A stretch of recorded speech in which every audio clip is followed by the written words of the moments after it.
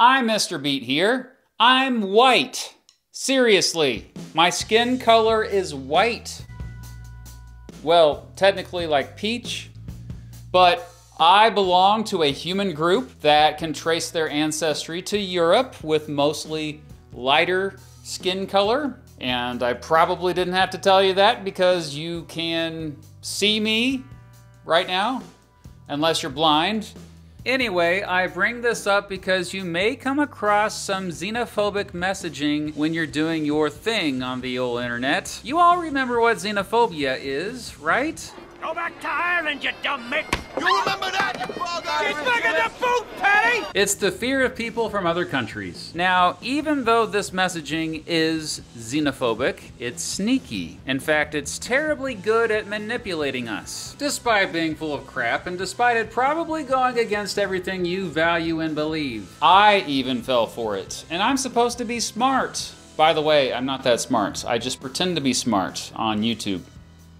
But anyway, a few years ago, I noticed a bunch of folks who identify as white started bringing up something called the Great Replacement. Put simply, the Great Replacement theory says that too much immigration of non-white folks to countries that are mostly made up of white folks is bad. Not only that, those who promote the Great Replacement theory argue that welcoming immigration policies for non-whites are part of a plot meant to either weaken or replace the political power and culture of white people living in Western countries. When I say Western countries, it's not just Europe I'm talking about. I'm also talking about the Americas, Australia, and New Zealand. By the way, you might want to check out my video about Western values when you get a chance. Huh?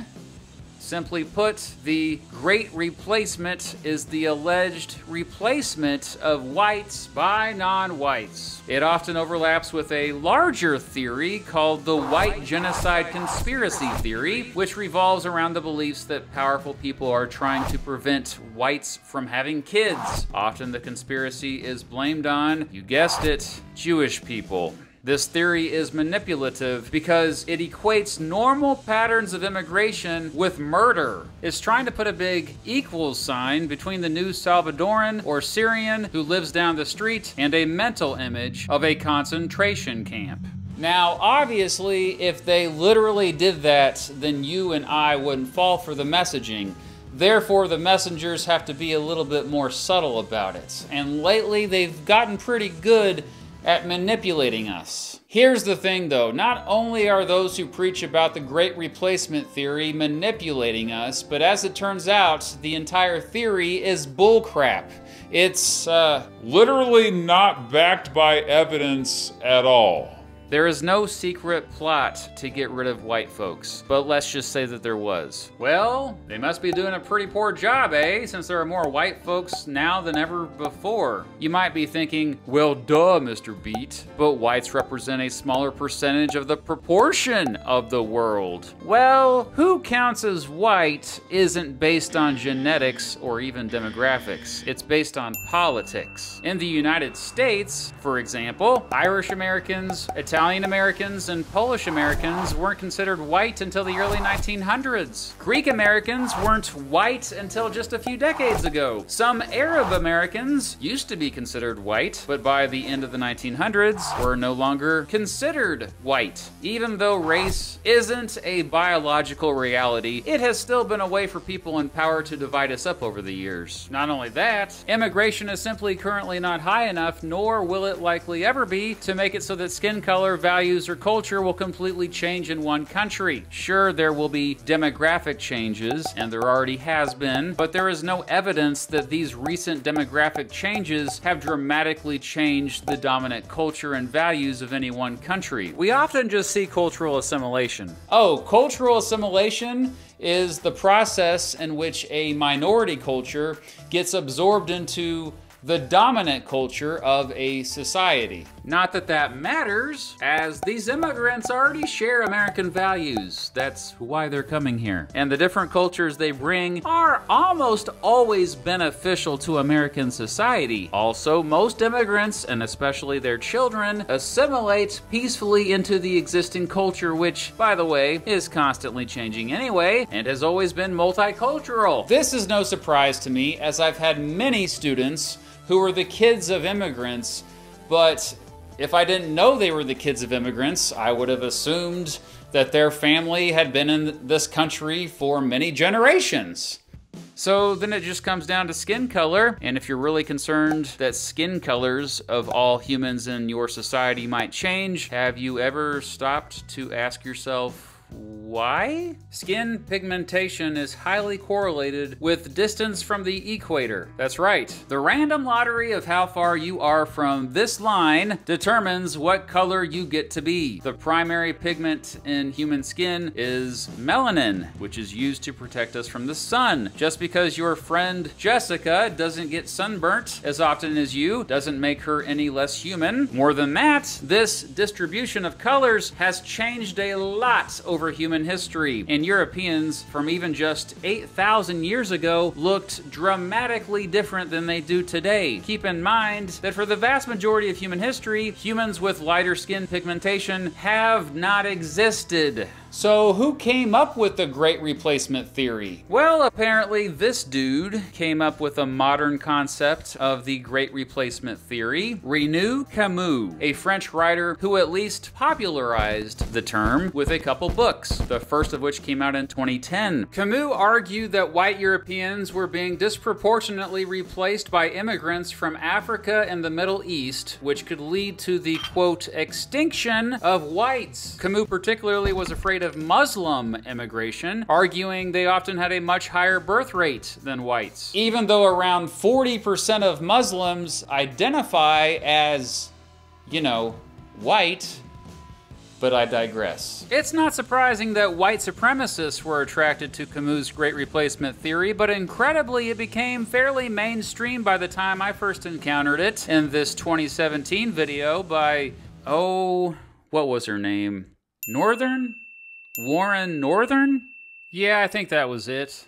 Well, the video has since been taken down, but still, back in 2017, it did very well, and just Warren casually bringing up the theory like it ain't no thing was surprising. It was proof that Camus had given white supremacists a powerful argument to use, even if that argument was false. Since then, his followers have described immigration as an invasion, and they generally promote the idea that non-white immigrants, whatever that means, have dramatically different values than whites, and are trying to erase white culture. Isn't it just another version of xenophobia?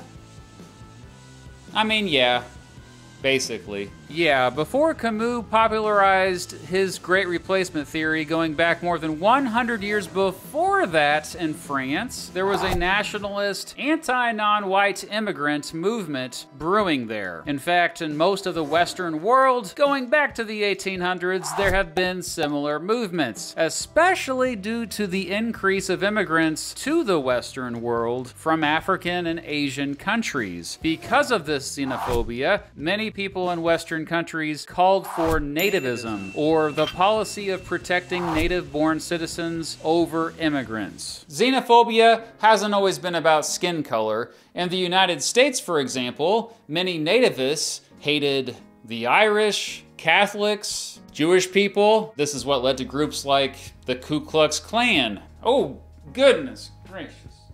But the Great Replacement Theory is different in that it has found widespread appeal online. Media-savvy white supremacists have been successful making it appealing to people who are, definitely not white supremacists. This might be because now they say Great Replacement instead of white genocide. Even a member of Congress, Steve King of Iowa, endorsed the theory. The scariest thing about this being so mainstream is that it has led to violence.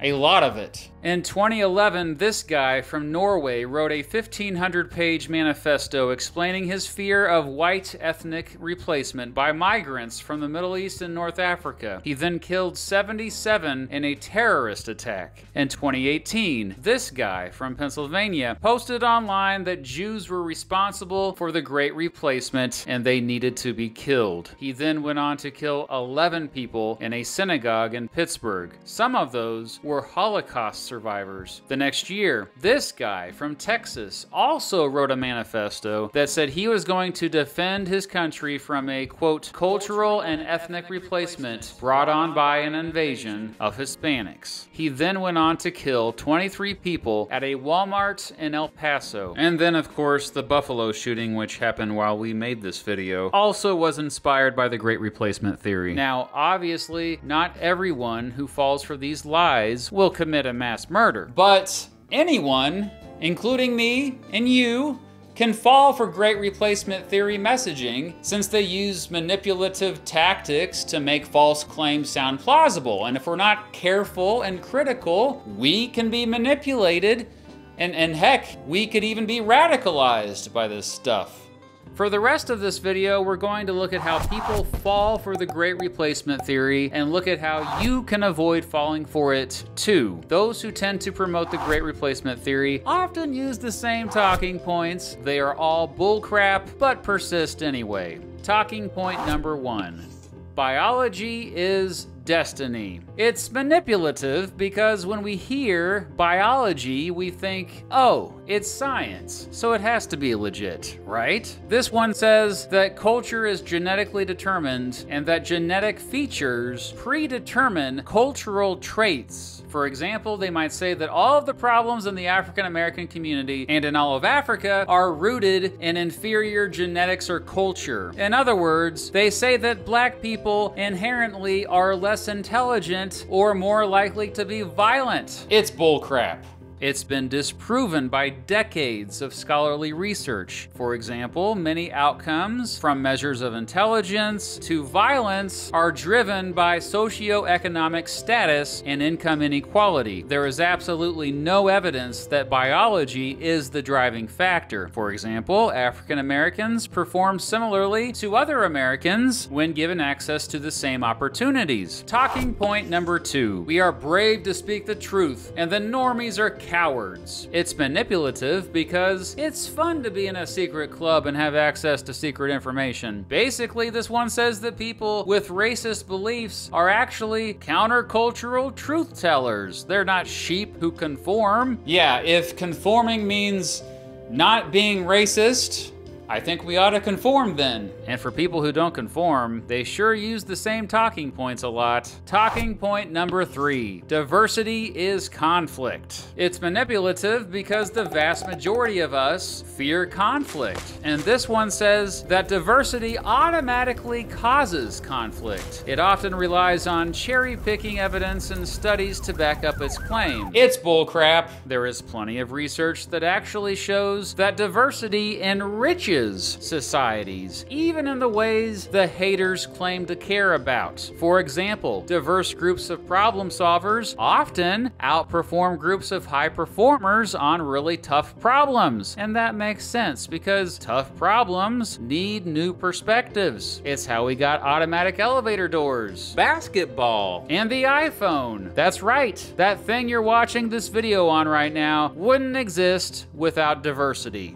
Talking point number 4. Whites are being exploited. It's manipulative because people naturally don't want to be taken advantage of. This one says whites are victims of diversity and says that whites are being taken advantage of by non-whites and, quote, race traitors, or whites that don't have these views. They argue that it's natural for humans to act in the interest of their own race, even at the expense of others outside of their group. It's bullcrap. Remember, powerful people created the whole idea of race in order to divide us and to justify their place at the top of social hierarchies. Also, How exactly are whites being exploited? This is manipulative because it points to a vague threat to make you feel scared, yet doesn't provide good evidence of specific exploitation of whites. And remember, humans cooperating and working together is what built,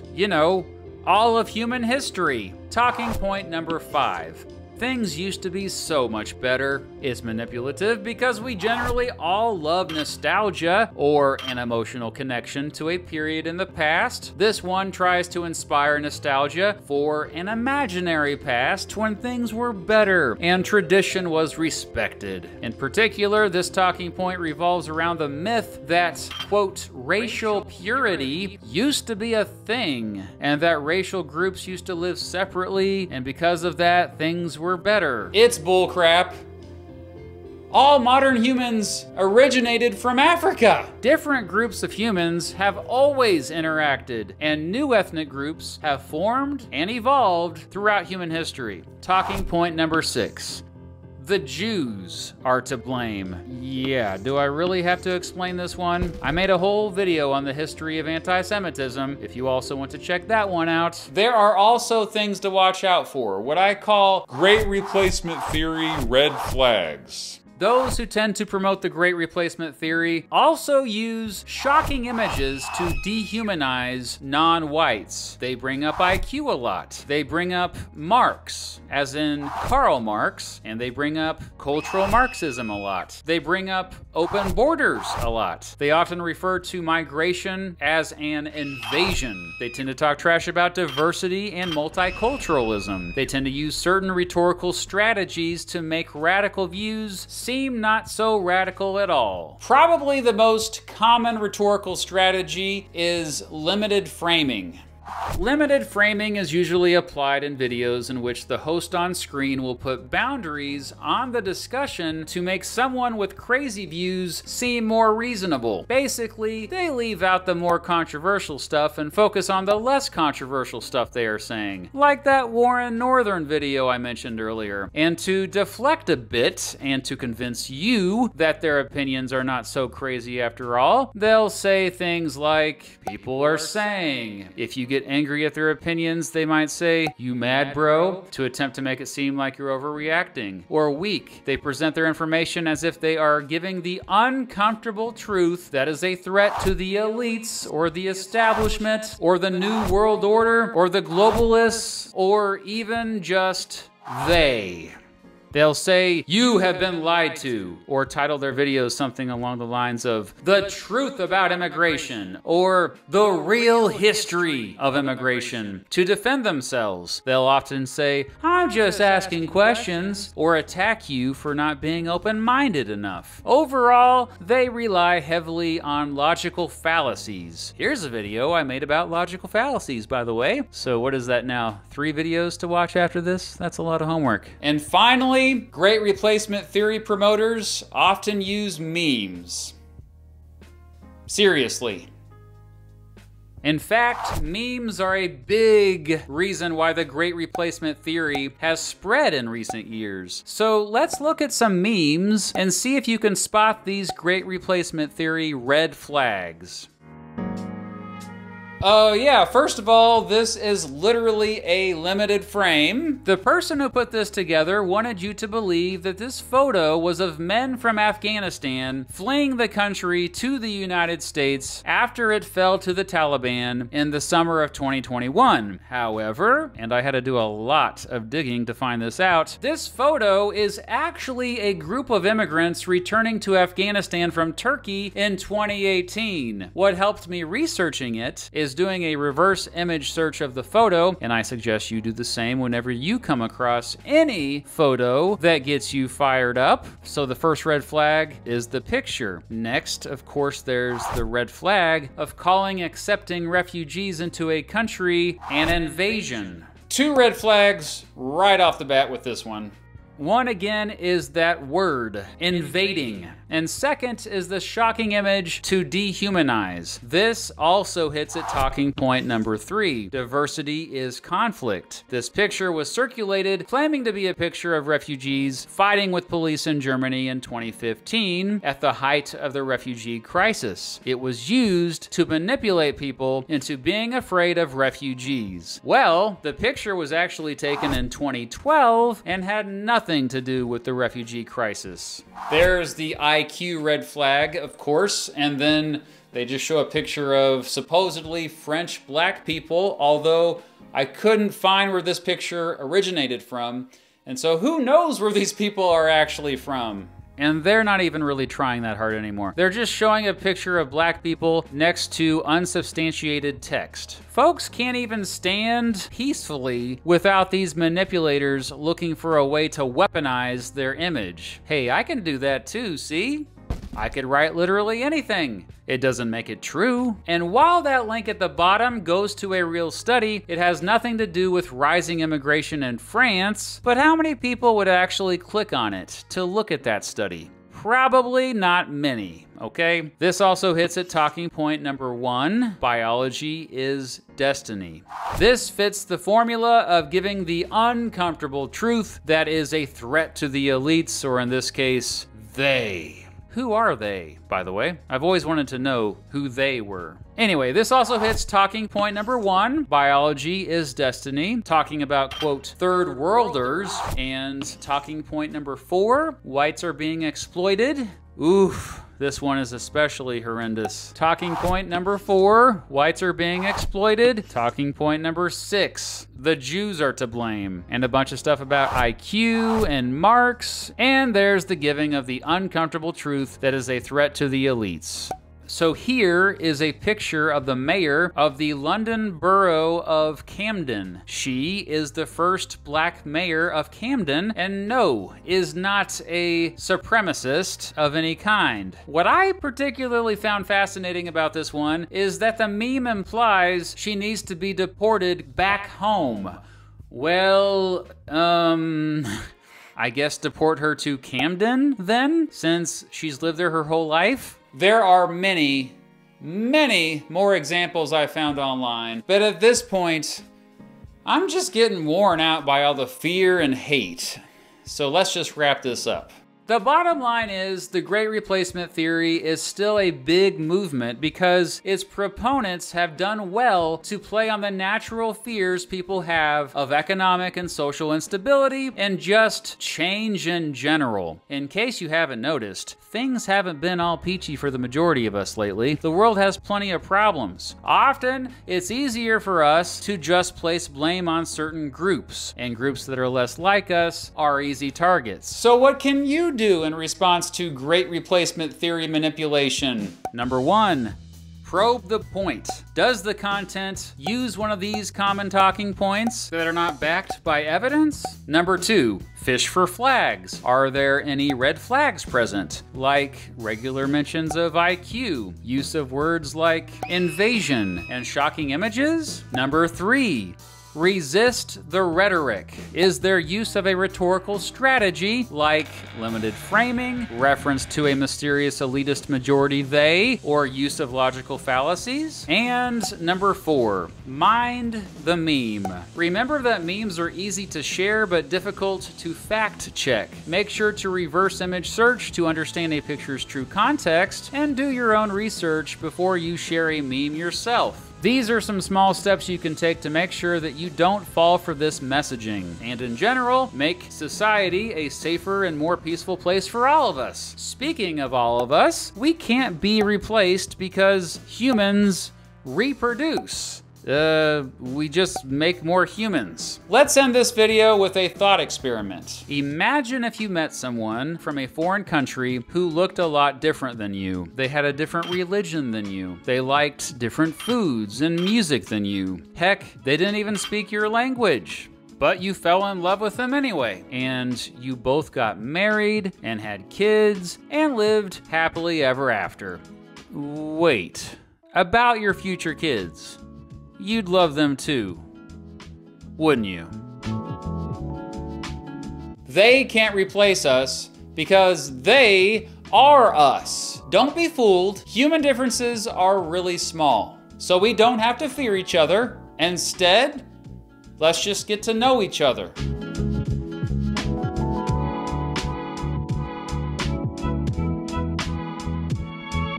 Thanks for watching this video. This is one of the most difficult videos I've ever had to make, and I know I'm gonna get some hate online for this, but it's a topic that I felt like I should tackle because a lot of people haven't really tackled it. So hopefully you at least are thinking differently about things now, and thank you for watching.